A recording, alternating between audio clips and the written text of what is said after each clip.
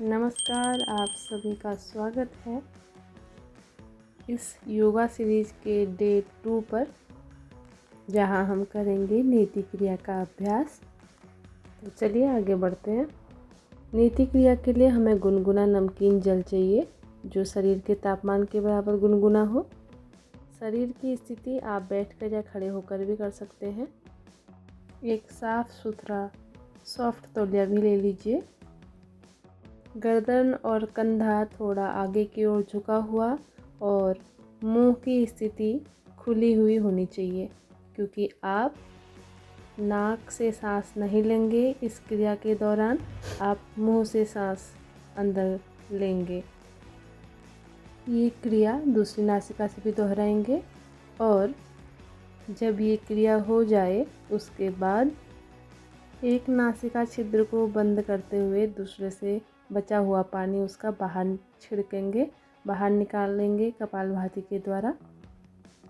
ये है रबड़ नीति। हम ये नीति का अभ्यास क्यों करते हैं मैं आगे वीडियो में बताती रहूँगी, लास्ट तक जुड़े रहिए। अब ये मैंने की है रबड़ नीति। इसे भी दोनों नासिका छिद्रों से किया जाता है। हमारे नाक में जमा हुआ श्लेष्मा, गले में जमा हुआ कफ, सब इसके द्वारा बाहर निकल जाता है। और रबड़ नीति करने के बाद भी जल नीति की जाती है। तीसरा अभ्यास कर रहे हैं सूत्र नीति। ये थोड़ा कठिन होती है। जिन लोगों को नाक से खून बहने की शिकायत हो वो ये अभ्यास किसी विशेषज्ञ की सलाह लेने के बाद ही करें। और सूत्र नीति के बाद जल नीति करना आवश्यक है।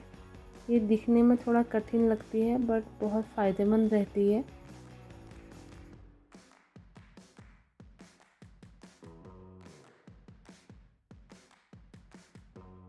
सूत्र नीति करने से दिव्य दृष्टि प्राप्त होती है। महर्षि घेरन तो कहते हैं कि खेचरी मुद्रा की सिद्धि प्राप्त होती है।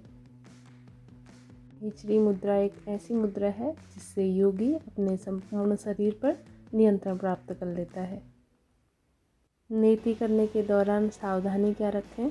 तो अगर आप योग के क्षेत्र में नए हैं तो ये अभ्यास घर पर ना करें, किसी योग गुरु के सानिध्य में ही करें। नीति करने के बाद आप शशांक आसन में बैठ जाएंगे। कपालभाति क्रिया का अभ्यास करेंगे।